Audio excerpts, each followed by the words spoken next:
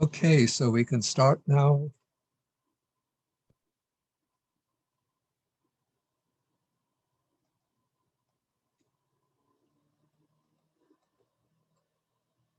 And we'll start with the homage to the Buddha. Namo tassa bhagavato arahato samma sambuddhassa. Namo tassa bhagavato arahato samma sambuddhassa.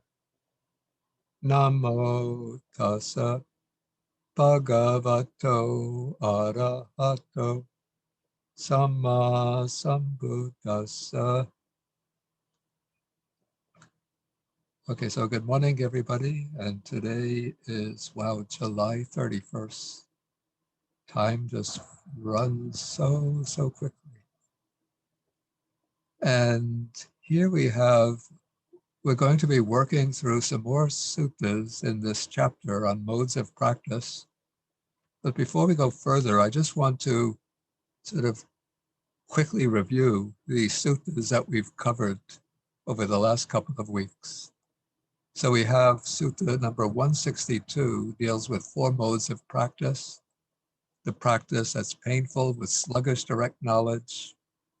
And the practice that's painful with sluggish direct knowledge is the case where somebody is naturally strongly disposed to lust, hatred, and delusion.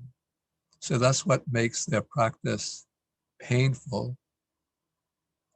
And they have their 5 faculties are relatively weak. And so that because the 5 faculties are weak, so their knowledge, their direct knowledge, is sluggish or slow. And so they sluggishly attain the immediacy condition for the destruction of the asavas. Okay, then we have another person who is this is the practice that's painful with quick direct knowledge. So again, we have the person who is sort of by nature strongly disposed to lust, hate, and delusion, but their 5 faculties are strong. And because the 5 faculties are strong, they quickly attain that immediacy condition for the destruction of the asavas, the taints. Then the practice that's pleasant with sluggish direct knowledge. Here we have a person who is not naturally disposed to lust, hate, and delusion, but has weak faculties, spiritual faculties. And so because they're not naturally disposed to lust, hate, and delusion, their practice is pleasant, but because the faculties are weak, they sluggishly attain the immediacy condition for the destruction of the taints. And then we have the person with pleasant practice and quick direct knowledge. Again, they're not naturally disposed to lust, hate, and delusion, and their 5 faculties are strong or prominent, and so they can quickly attain the immediacy condition. Okay, the next sutta, 163, which we dealt with last week, explained painful practice in terms of certain meditation subjects, the unattractive nature of the body, the repulsiveness of food, perceiving non-delight in the entire world, and contemplating impermanence of all conditioned things, and the mindfulness of death. So because of the sort of because these meditation practices focus on the disagreeable aspect of existence, the practice is painful. And then again, whether the progress is sluggish or rapid depends on the strength of the spiritual faculties, whether they're feeble or strong. And so in the first case, they're feeble, and so he sluggishly attains the condition for the destruction of the taints. And in the case where there's quick direct knowledge, the faculties are prominent, and so he quickly attains the immediacy condition. Then in the case where the practice is pleasant, this is described in terms of the practitioner who enters and dwells in the 4 jhanas. But as I explained last week, this could also, maybe this is my own interpretation, explained in terms of meditation subjects that are pleasant to practice, that naturally give rise to joy and happiness, like mindfulness of the Buddha, Dharma, and Sangha, the Brahma Viharas, especially loving kindness and altruistic joy, or the Kasina meditations and mindfulness of breathing. And then whether there's sluggish direct knowledge or rapid direct knowledge depends on the strength of the faculties. Okay, so from that background,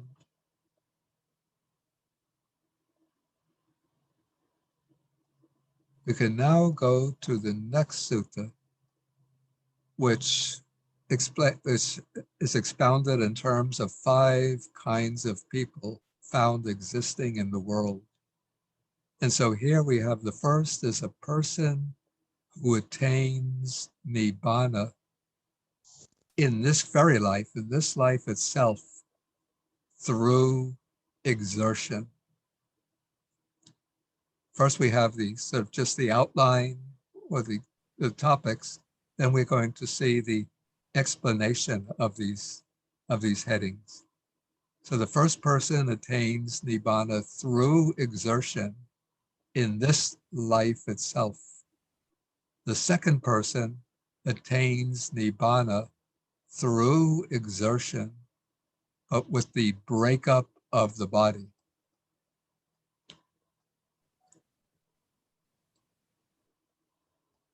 We'll see what that entails as we go on. Then another person attains nibbana without exertion in this very life, and still another person attains nibbana without exertion, with the breakup of the body.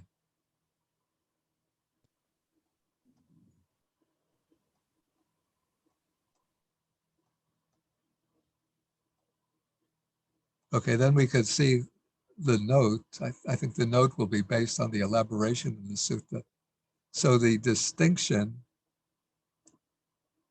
between the one who attains nibbana with exertion or without exertion hinges on whether they use these disagreeable meditation subjects like mindfulness of death, the unattractive nature of the body.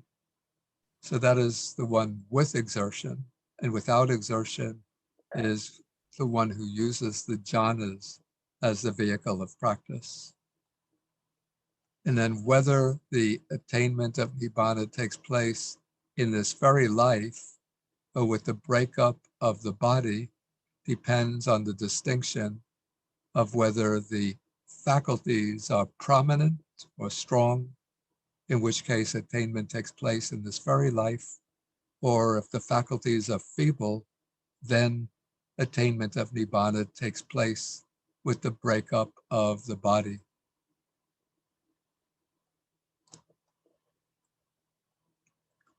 Okay, so now we come to the elaboration. So how do we have a person who attains nibbana through exertion, with exertion, in this very life itself? Okay, so we could see through exertion is elaborated in terms of the meditation objects. So here we have the practitioner, spoken of as a monk, who dwells contemplating such topics as the unattractive nature of the body, the repulsiveness of food, non-delight in the entire world, the impermanence of all conditioned phenomena, and the perception of death.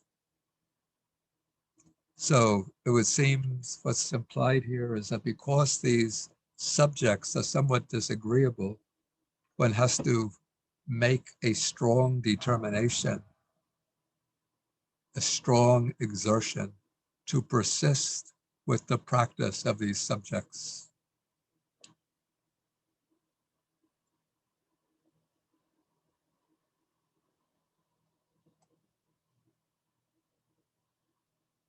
Okay, but here now, the 5 faculties arise in him prominently.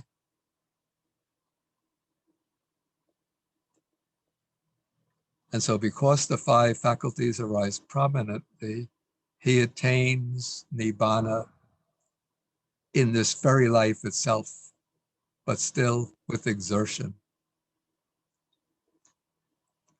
And you can see I put these side notes. I'm not sure if the print is large enough. Let me expand.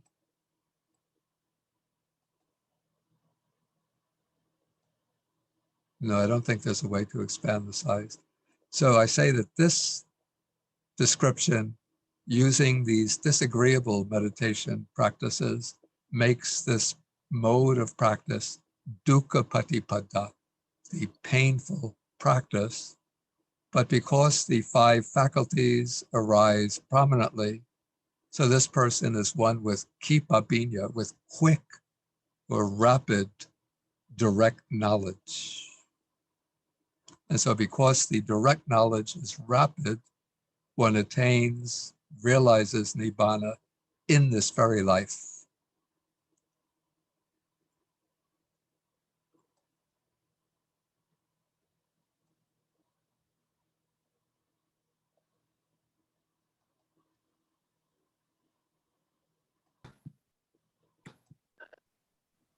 I want to get the Pali expression for quick.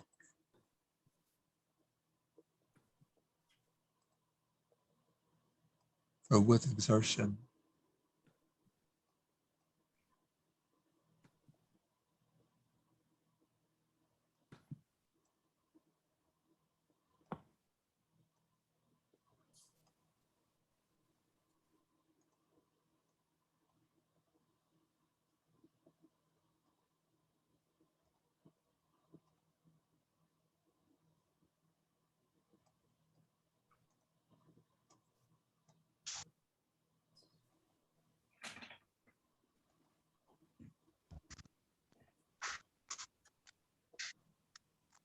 Oh, this is one.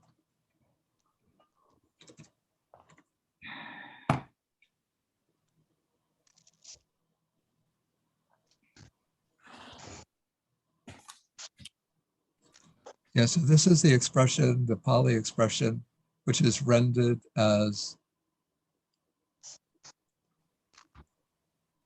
attaining nibbana through exertion in this very life.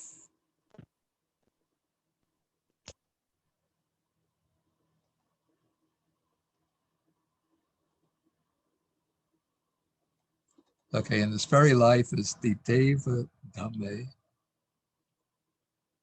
and attaining nibbana is parinibbayi, and with exertion is sasankhara.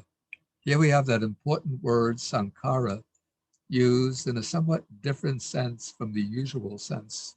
Usually it means something like volitional activities that create karma or conditioned phenomena. But here it's being used in a narrower sense as making a strong exertion, a strong effort.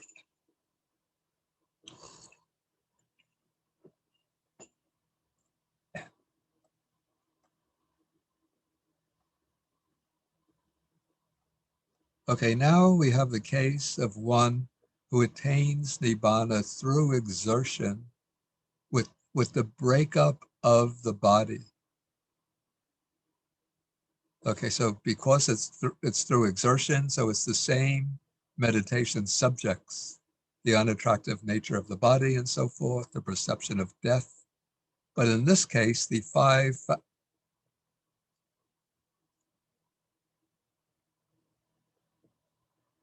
in this case, the 5 faculties arise feebly. the faculties are relatively weak. And so because the faculties are relatively weak, he attains nibbana through exertion with the breakup of the body. And what this seems to be implying, the way I understand it,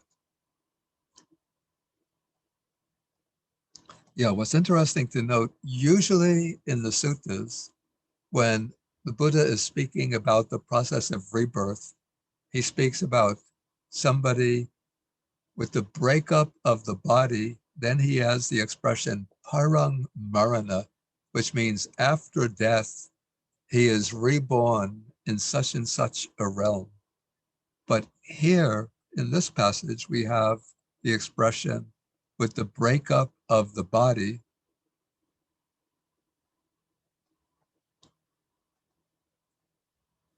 Kayasa Beda,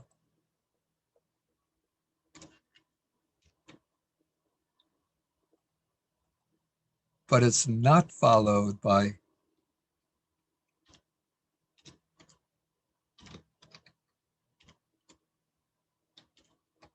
parang marana, after death. So the implication seems to be that this person attains or realizes nibbana, in other words, destroys all of the defilements during the death process. And so by destroying all of the defilements and realizing nibbana, the person doesn't take another existence. So the expression parang marana becomes inapplicable because there's nothing going on after death. The person attains nibbana and the cycle of rebirths is finished.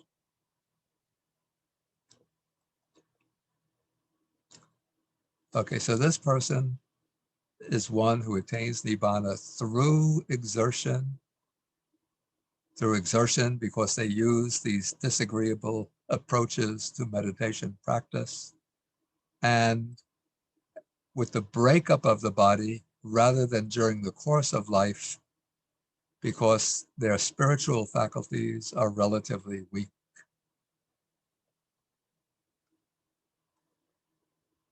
In the case of one who attains nibbana diteva dhamme, in this life itself, it would imply that they attain it and then they still have some extended period remaining to their lifespan, whether it's 30 or 40 years or a few weeks, but it's not at the time of death. But the one who attains nibbana with the breakup of the body is the one who attains nibbana somewhere close to the death process, when one is maybe have entered into even the initial stages of the death process, up to the time just before death takes place. And there are some cases like that mentioned in the Nikayas.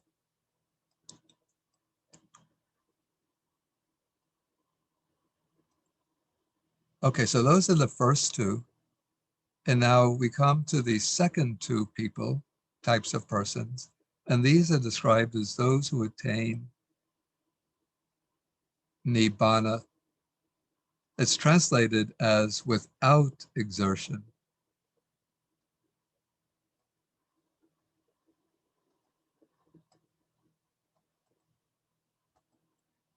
And so in Pali, this comes to asankara.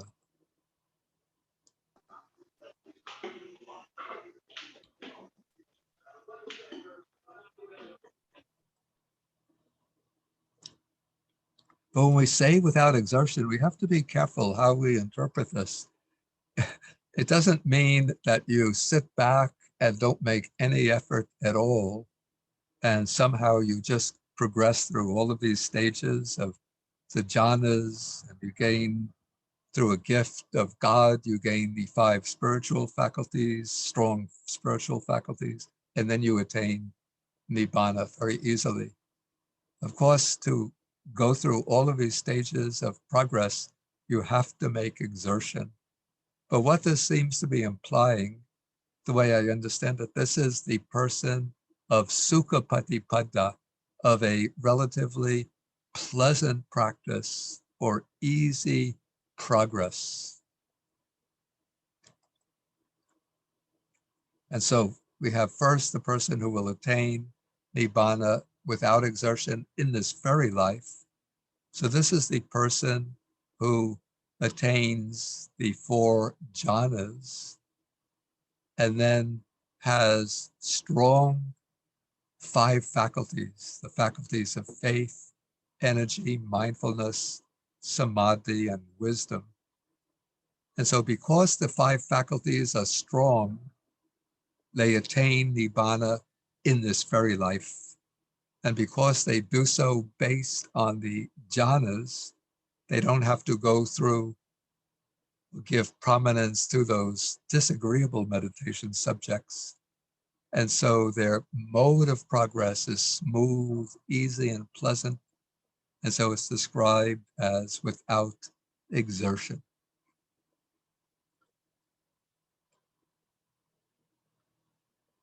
Okay, then we have the 4th person. So this is the one who attains nibbana without exertion, but with the breakup of the body.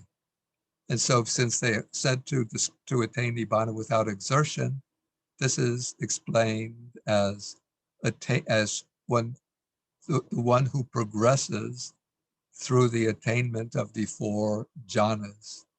So in other words, this is the person of sukha patipada, of a pleasant mode of practice, or who makes easy progress because they're using the jhanas as their method. Or if we bring in my way of explaining the pleasant practice, this would be a person who uses agreeable, enjoyable meditation subjects, the recollection of Buddha, Dhamma, Sangha, or the recollection of their precepts, or the practice of generosity, or the practice called the recollection of peace, the meditative recollection of nibbana, mindfulness of breathing, and so on.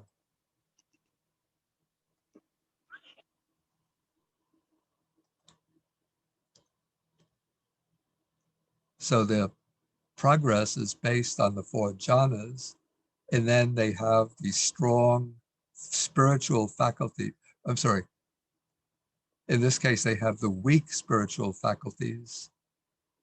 And so their attainment of their arising of direct knowledge occurs sluggishly.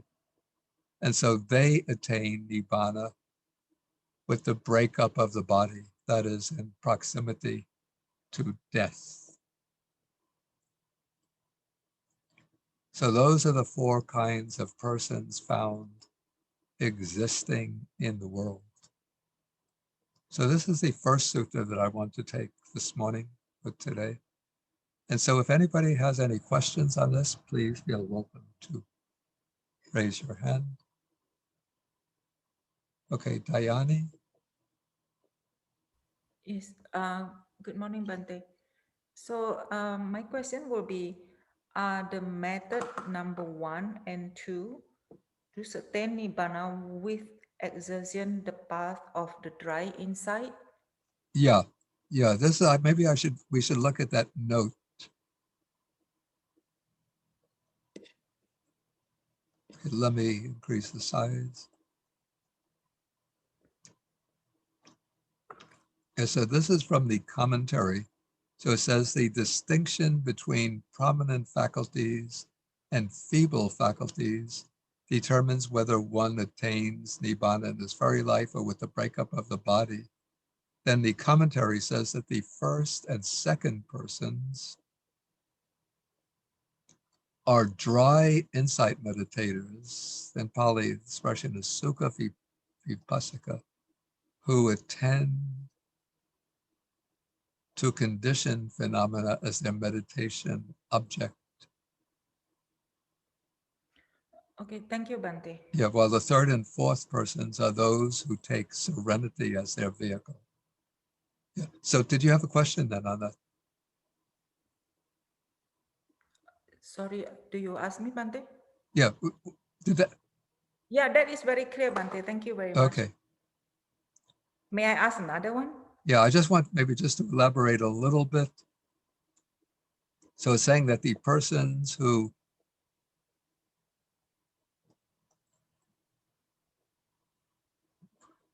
wait, yeah, oh, yeah, the first and second persons.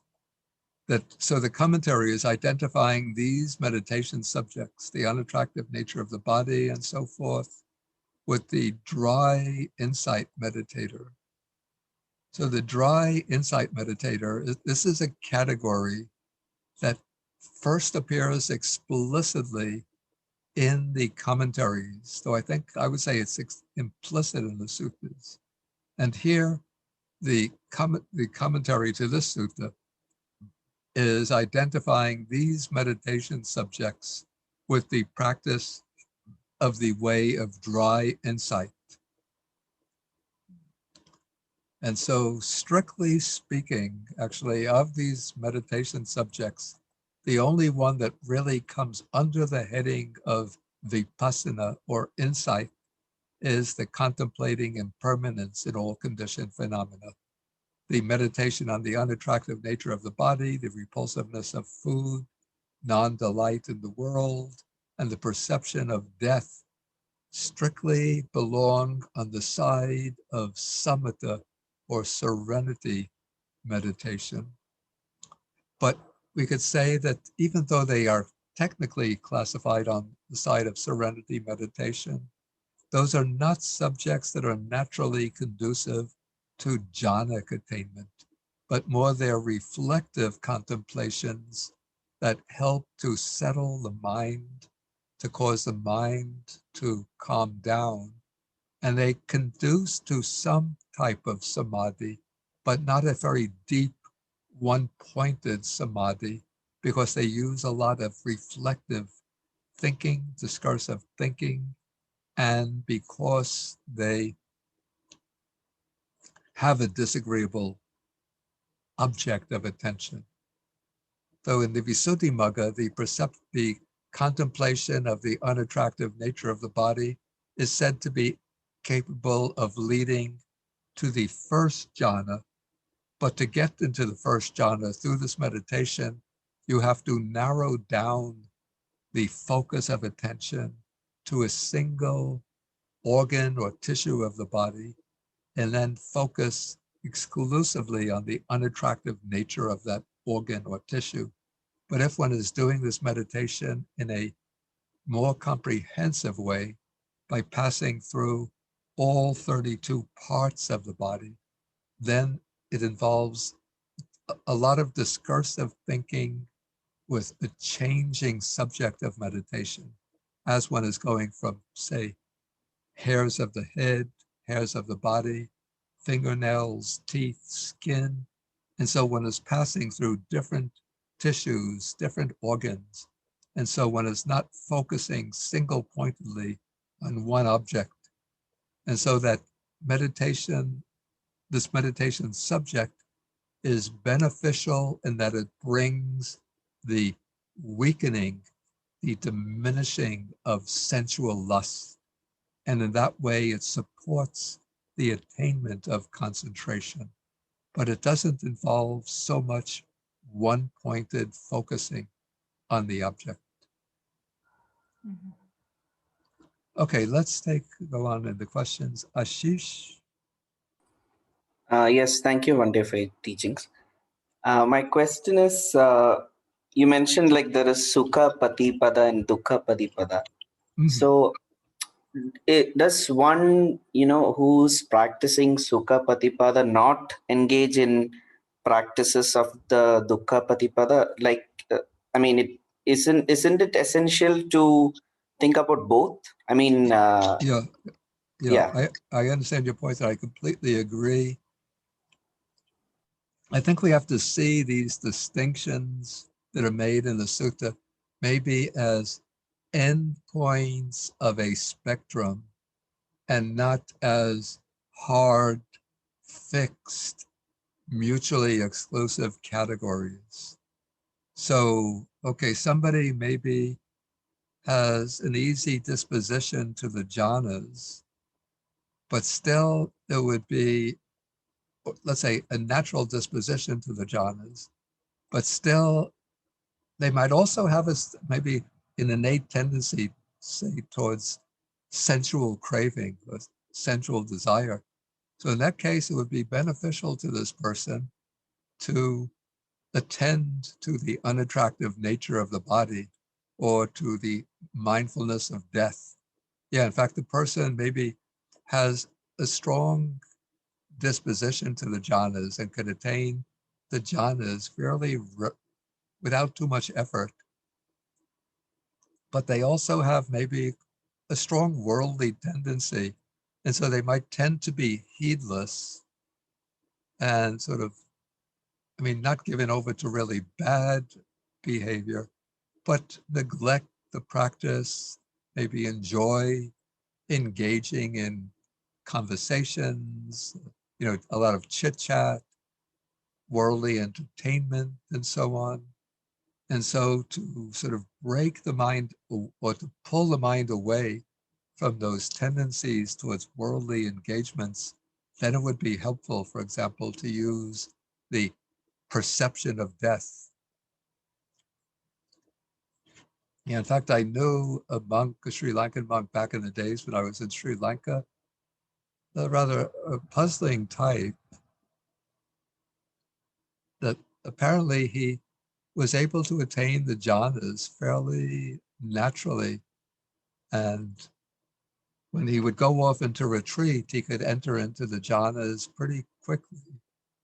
But he liked to, when he was not in retreat environment, sometimes he would have to go into the city, stay in the temple in the city. Then he would meet with a lot of people, engage in a lot of chit chat, sometimes go out and just enjoy himself. And so this way he would sort of fall into, we call pramada, into negligence. I think it's Chinese is fang yi, disposed to fang yi. So he combined both traits in his character. And so for that person, I mean, I didn't know him well, but I would say that it would have been useful for him to do maybe more meditation on death in order to strengthen the tendency towards nibbana, towards disenchantment, and strengthen the dedication to the practice. Okay, let's continue. Okay, we'll continue. Mei Ling.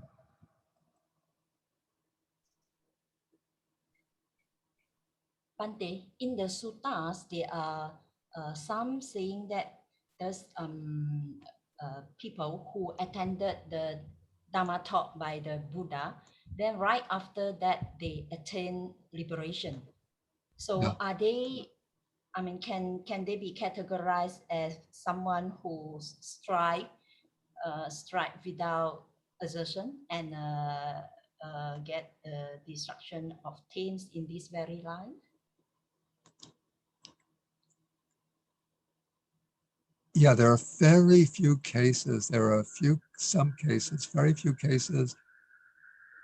Let's say there are many people, we see many accounts of those who listen to a Dhamma talk by the Buddha and without prior practice of meditation, and they attain Sautapatti, stream entry, or Sakadagami, once returning right on the spot. So you could say that those are people who attain stream entry or once returning without exertion. And almost certainly they had naturally strong spiritual faculties, probably from cultivation in previous lives. So they would fit into that category. And there are a few cases of those who attain arhatship just by listening to the Buddha without prior practice of meditation, and they could be maybe classified as those who attain they would have to be classified as those who attain without exertion and had strong spiritual faculties. Okay. Bhante, may I ask another question? Yeah. In the guided meditation, we are asked to be aware of where the breath is known more prominent to us. So, but when I read the sutta, it is always said that it go to under the tree and then cross-legged and then set mindfulness in front of him. Just mindful he breathes in, mindful he breathes out. So so I get a little bit confused. Should we put our mindfulness in front of us and just let the how to say, the awareness of breathing come into the awareness, rather than we direct our awareness to the breath? That's a good question. Yeah, I take that expression to set up mindfulness in front of one means that one just sets up mindfulness, but the suttas don't specify any particular place to establish the attention to the breath. But within the lineages of teachers that have come down, various lines of teachers, they recommend focusing on a particular area in order to strengthen the concentration. But if you find it useful, it would be a useful experiment even for myself to undertake. In fact, I've tried this, just trying to set up mindfulness of breathing without choosing a particular focal spot for the breath. And when I do that, I have to say, naturally, the breath goes to the area around the nostrils. Yeah, but you can just try experimenting without focusing on any particular spot, just setting up mindfulness and see what happens. Okay, thank you. Okay. Okay, we'll move on with the questions. This is, I think, Venerable Panyadipa.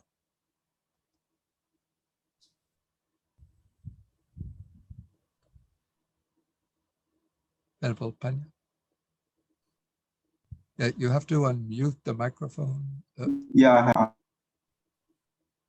lost the unmute. I'm unmuted. Can you hear me? Okay, now I can hear. Okay. Good morning, Bhante. Good morning.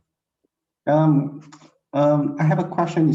I remember that there's a sutta, Sushima Suttas, talks about the dry insight. Probably they do have jhana attainment, but not the formless attainment. Although in the Chinese arguments, it talks about this dry insight yogi without any jhana attainment. Yeah. According to this commentaries for this sutta, apparently this dry insight refers to someone who are without any jhana attainment. Yeah. Right. So what would you comment on this? Okay. So there's actually a difference in the text of the Susima Sutta. So he's referring to, this occurs in the Pali version, the Anguttara Nikaya, chapter 12, the Sangyutta on dependent origination, and it's sutta number 70. And it has a counterpart, a parallel in the Chinese Sangyutta Agama, Za Ahanjing. I don't remember the number offhand. And there's a difference in the reading of the two versions. In the Pali version, the monks who say that they are liberated by wisdom, panya vimutta arahats, deny they have the psychic powers, and they deny that they have the arupa meditations, the formless meditations. But the sutta doesn't bring up a discussion of the jhanas at all. So it seems to be implying in the Pali version that they could well have the jhanas. the commentary to the Pali commentary to the sutta explains that those monks liberated by wisdom were sukha vipassika, that is dry wisdom arhats who didn't have the jhanas. But the sutta itself doesn't say that. All that's rejected in the sutta is the attainment of the formless meditative absorptions. Okay, the version preserved in Chinese from the Sangyukta Agama, I think it's the Mula Savastivada version, a transmission. In that version, the monks are asked whether they possess the fourth, third, second, or first jhana, and they say, no, we don't have this.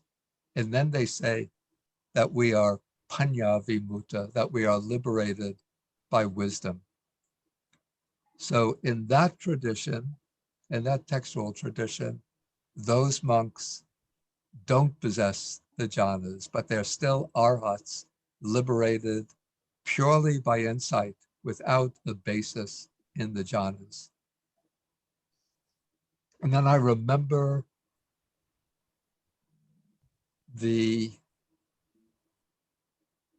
big Abhidharma commentary in the Chinese Tripitaka, Mahavibhasha, I think it's called. The Abhidharma Mahavibhasha, the great Abhidharma commentary. People Salon, yes. Yeah, also quotes that sutta and explains, it quotes that sutta in the way it has come down in the Chinese Sangyukta Agama, that the monks don't have the jhanas. And then it explains that there are different types of those who are liberated by wisdom. So sort of the one who's liberated by wisdom, one who has the jhanas, but not the formless meditations, can be said to be partially liberated by wisdom, but not entirely, but not liberated exclusively by wisdom. But the dry insight meditator, the one without jhanas, is liberated entirely by wisdom, without a mixture of samatha. One day, in my own recollections of from the Pali commentaries, they talk about this panya vimutta, as well, and it's categorizes into a few categories. Some of them might have jhanas, the rupa jhanas, and some of them might not have it. Am I right? I think that there is are correct. 4 or 5 types. Yeah, exactly 5 types. So the commentary, I think this is a commentary to Majjhima Nikaya Sutta number 70, says that there are 5 types of practitioners who are liberated by wisdom. So the 5 types are distinguished: those who gain the 4 jhanas and then attain arhatship, then the one who gains 3 jhanas, 2 jhanas, 1 jhana. So that makes 4 who are liberated by wisdom through each of the 4 jhanas. And then the 5th one is the sukha vipassika, the dry insight practitioner who's liberated entirely through panya without attainment of jhana. But even the dry insight meditator, which we come to in the next sutta, could still have some degree of samatha, has to have some degree of samatha, some degree of serenity or calmness. Yeah, but not to the level of the jhana attainment. Thank you, Bhante. Okay, and next is John.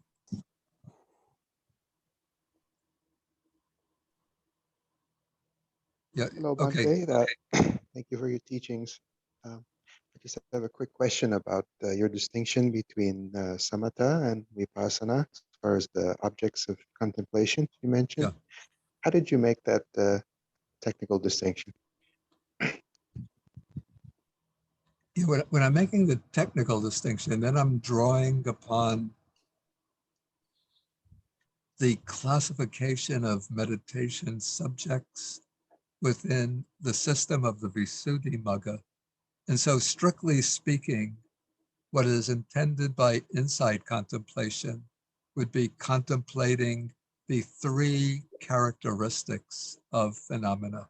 So that is contemplating impermanence, suffering or dukkha, and non-self, anatta. So it's the contemplation of those three characteristics that in the sort of narrow technical sense constitutes vipassana meditation, insight meditation. And so these meditation subjects, these others, are within the Visuddhimagga system, included within the domain of the samatha meditation subjects. So we have the unattractive nature of the body. So in the Visuddhimagga system, this is called asubha bhavana, or kaya gata sati, mindfulness gone to the body. Repulsiveness of food is one of the 40 subjects of samatha meditation, and the mindfulness of death is one of the subjects of samatha meditation. The perception of non-delight in the world is not classified within the Visuddhimagga system, so I don't quite know on which side it would belong. But of these subjects mentioned here, the one that clearly and unambiguously falls within the domain of vipassana, of insight, is the contemplating impermanence in conditioned phenomena. Does that, May I ask one more? Yeah, go ahead. Oh, sorry to interrupt. No, go ahead. Thank you. When someone says that a contemplative has the jhanas or has attained the jhanas, does this mean that they can enter and leave at will without the kind of exertion that we would have to bring forth to enter them, or what does that mean? Well, there are different degrees of what's called mastery over the jhana. So somebody can attain the jhana and just be able to remain in it, maybe just for a very short time, even maybe just even less than a minute, even just like 30 seconds they're in the jhana, then they fall out. And maybe they could even remain in 5 minutes or so. So what has to be done after attaining the jhana, then what one has to do is to acquire mastery over the jhana. And to attain mastery means that one has to be able to enter whenever one wishes to, just by turning the mind to the jhana, to remain in it for as long as one wants, even up to a full day. So that would be a big challenge for many people. And then to be able to come out according to a predetermined time. So if one wants to remain in the jhana for, say, 1 hour, one will enter into it, remain in the jhana for 1 hour, and as soon as that 1 hour passes, one just spontaneously comes out. So if somebody says that they have the jhanas, it could be anything within that range. Having attained it, maybe a few times with a lot of exertion, or it could entail mastery over the jhana. For that, you have to find out the degree of accomplishment. Okay, we'll pass on to the next question. This is Tian Xiong. Good morning, Bhante. Good morning. According to Abhidhamma, can we mention that this, what you mentioned about this jhana attainment, can we divide them into arahant with parasamapatti, that means without the jhana, and arahant with nirodha samapatti, where they practice? Wait, I didn't go through this again. I didn't, and get closer to the microphone. Yes. So basically, talking about with the jhana, can we mention that is those arahant practice with pala samapatti, and that's without the jhana, and those arahant practice with jhana which attain niroda samapatti.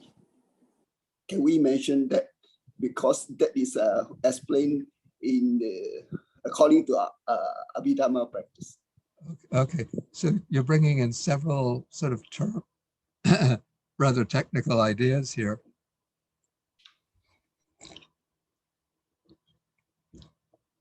And so there's a special attainment which is said to be accessible to the arahant called arahata pala samapatti, which means the fruition attainment of arhatship.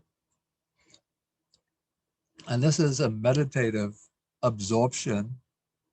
It's equivalent in the level of concentration to the jhanas, but it's different from the mundane jhanas, the ordinary jhanas, in that the object is nibbana, rather than something like a nimitta, a sign.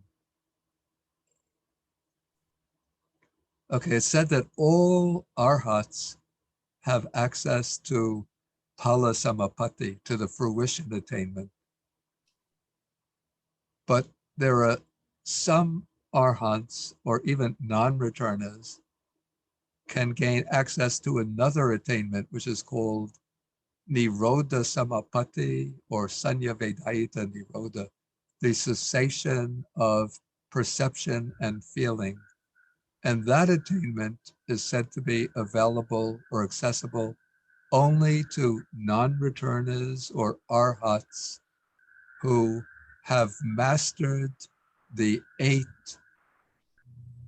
meditative absorptions, the 4 jhanas and the 4 immaterial or formless absorptions. So even if you have an arhat who has mastered the 4 jhanas, but not the formless meditations, they don't attain nirodha samapatti, the attainment of cessation. Only those non-returnas or arhats who have mastered all 8 meditative absorptions. Does that deal with the question? Yes. The second question is always not mentioned in the suttas about vipassana jhana. Is there such a thing as vipassana jhana, or the mental state of a vipassana practitioner, which is the equivalent of a jhana state? Yeah, I've never seen the expression vipassana jhana explicitly mentioned in the suttas themselves, certainly not in the suttas, and not quite in the commentaries. I think the expression vipassana jhana is a term coined perhaps by Mahasi Sayadaw, but maybe even by his disciple U Pandita Sayadaw, to indicate that as one goes through into the vipassana jhanas, the insight knowledges, the mind goes into very deep levels of concentration, which are not quite the same as the jhanic samadhi, but the mind remains like one pointedly focused on the ever changing stream of experience. And the concept, as one goes into deeper or to higher levels of insight knowledge, the concentration becomes stronger and stronger. And so to emphasize the strength of concentration within the insight knowledges, these meditation masters, Mahasi and U Pandita, have coined the expression vipassana jhanas. Though it's based on an explanation in the commentary, sometimes when the commentaries are explaining the meaning of the word jhana, they say that the word jhana comes from the verb upajayati, which means to focus the mind, to contemplate closely with the mind. And then they say that there are 2 types of close contemplation. two types of, actually they say there's two types of jhana. One is the jhana which takes the nimitta as object. In other words, this is the jhana of samatha, which takes as its object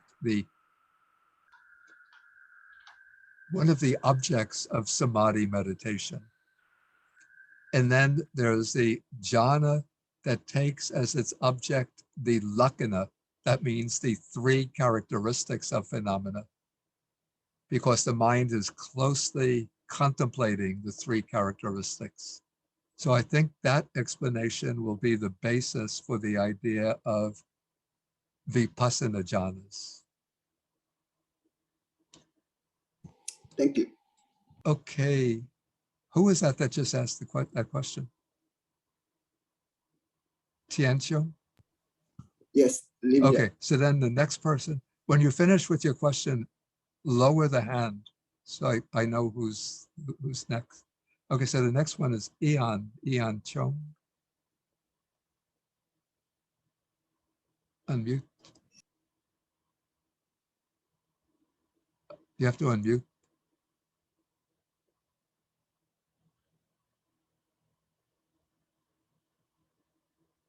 Yeah, there should be a button, unmute, press that button.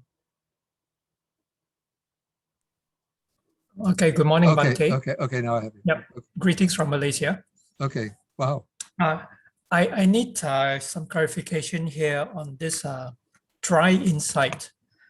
Now, from my readings and from your talks, I understand that in order to achieve wisdom at deep levels, you need high levels of one-pointedness of mind, meaning you need a very sharp mind. And in order to do that, you need to hit the jhanas. Then you can see it much, much more clearly in order to gain insight and eventually liberation.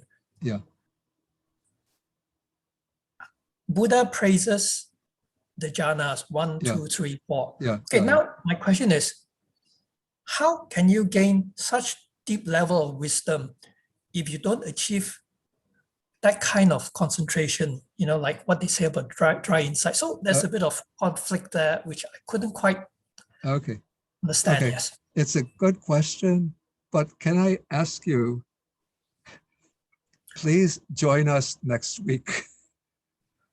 Definitely. Yeah, because I was going to do 2 suttas today. I thought that we would have a few questions on this sutta that I just brought up, and then we would pass over to the next sutta. And the next sutta, that question is much more relevant to the next sutta, which is number 170. But now I see we only have about 8 or 10 minutes left in this class, so no time to take number 170 this week, but I will bring it up next week. And hopefully, if my explanation of the sutta doesn't answer your question next week, then raise that question next week.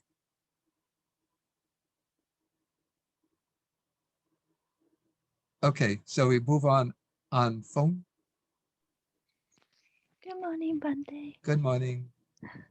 Bhante, is it true that the 8 meditative absorption in the Buddha time is already around, and the Buddha meditation is mainly the 4 jhana and the vipassana? I think get closer to the microphone. Your voice is very soft. I just wonder, is it true that the 8 meditative absorption in the Buddha time is already around, and it's more that like before the Buddha, and the Buddha main technique is mainly the 4 jhana and then the vipassana, the satipatthana? Yeah, okay. Yeah, it seems that there's certainly the arupa meditative attainments were around before the Buddha attained his enlightenment, because we see from some suttas that when the Buddha when he was still a bodhisattva seeking enlightenment, the first teachers that he went to taught him the third and fourth formless meditative absorptions. And it would seem that to attain those formless meditations, you would first have to go through the jhanas. So it seems that the practices leading to those absorptions, all the 8 attainments were around before the Buddha set out on his quest. But the Buddha took them and then integrated them into his own system of practice, giving more prominence to the 4 jhanas than to the formless meditative absorptions, since I think he would have seen that the 4 jhanas were themselves sufficient for the higher realizations of insight, and that the formless meditations were not necessary. But still, he included them within his system. And so so he brought those meditative states within his system of practice. And what he sort of contributed that would have been revolutionary and unique to his system was the practice of vipassana or insight meditation. And the whole system of satipatthana meditation is certainly unique to the Buddha's method of training. Thank you, Bante. May I have one more question? Yeah, please. Yeah. For someone who is very reckless and have a lot of discursive thought, Yeah. do you think that vipassana is suitable for them, or would samatha is better? Bante? Yeah, this would depend very much on the individual person. So it's hard to give a general, some general advice that's useful for everybody. But I would say if the person tends to be rather restless in mind, then it's probably useful to take up a meditation practice that contributes to greater tranquility of mind, to greater concentration. It might be difficult for a person like that to do mindfulness of breathing. What I would think would be useful for a person who, especially to do it in a way that involves a very narrow focus. What I think would be useful for a person who has a highly discursive mind or a lot of restless thinking would be simple whole body awareness. Just, this is in the satipatthana system, when sitting, being aware that one is sitting, and then alternating that with walking meditation, because walking meditation involves some activity, so the person doesn't get completely carried away by restlessness. And then they're able to yoke their mind to an activity, the activity of walking. But the way exactly what advice one would give would depend very much on the individual character and the individual problems of the person. Thank you.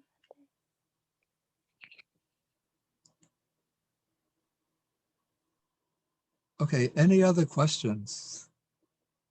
Okay, we could take one more question. This is Lim Kim. Yeah, good morning, Bante. Good morning. My question is, so based on these suttas and what you mentioned, is it generally advised that we should take up samatha meditation until at least 4 jhana, then only we proceed to vipassana in order to achieve? No, I would never say that.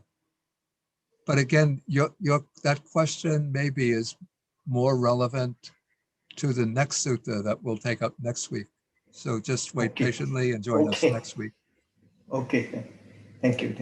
Okay, we have another question coming from, I guess, Malaysia, from Koi Kien Bun. Good morning, Bante. Good morning. Yeah. Bante, I'd like to ask if while we still practice Vipassana, but we still endeavor to practice Samatha to attain towards first jhana, because the Buddha mentioned that the jhanas are actually adhicitas, higher state of mind. And with that higher state of mind, it is more prone to be able to develop wisdom to a higher state. So, Bante, my question is that, is there any reference text where you can know how much you attain towards that direction? I mean, how do you know if you attain first jhana? How much effort do you need to still put to attain first jhana, for example? Is there some reference text that we can know how's the experience of attaining first jhana, for example? Again, maybe let us postpone that question to next week. Next week, the sutta that I'll take next week deals with the relationship between samatha and vipassana. And so a lot of these questions that are coming up now are more relevant to the sutta to be taken next week. So again, please join us next week and then we'll discuss that issue. Okay. Thank you, Bante. Okay. Will there be class next week? Oh, good. I'm sorry. I think next week I have the Abhidhamma class. Yeah, so next week I won't have the Saturday morning class, but I have the Abhidhamma session in the afternoon. So the next class will be in 2 weeks. Thank you for reminding me. That will be August 14th, I guess. Yeah, so please be patient for 2 weeks. Okay, so we're going to end now. So we'll end with the sharing of the merits. So thank you all for joining. Sorry, And so, may I know beside sutta number 170, what else sutta should we read? I would like to read before attending the class. okay, what's also useful, we covered this earlier, but it might have been at least a year ago. It's in the Anguttara Nikaya Book of Fours. It's around 90. Let me see if I can find it.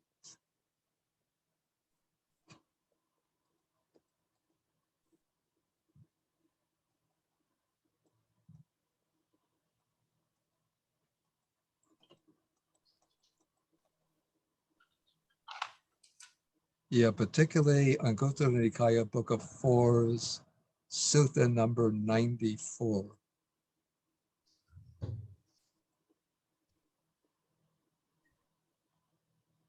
Yeah, in fact, I'll be also referring back to that sutta in 2 weeks, taking that sutta again and bringing it into relationship to number 170. 170. And maybe we'll bring in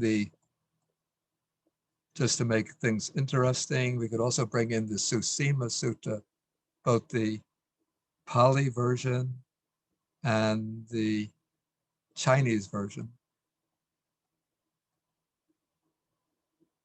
which I think I have a translation of someplace. Okay, so let us end with the sharing of the merits.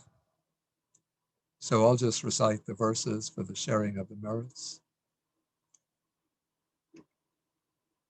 Akasa ta tribumata deva nagamahitika punyantang anumoditva chirang rakantu sasanam. akasata chabumata deva naga mahitika punyantang anumoditva chirang rakantu desanam. Akasata chabumata deva naga mahitika punyantang anumoditva chirang rakantu mang parang. Bhavagopadaya avici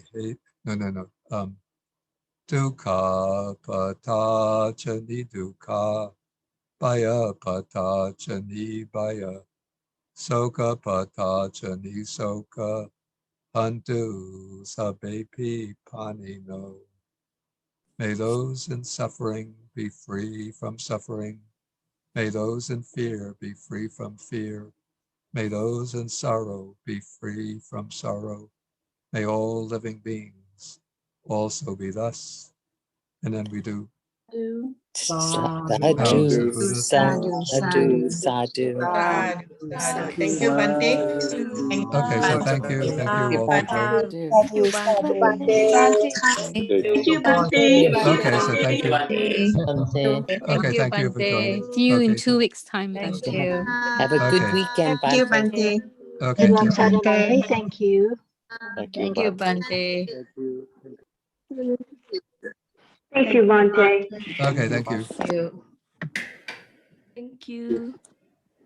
Thank you. Can't believe. Okay, I'll have to end. Thank you, Bante.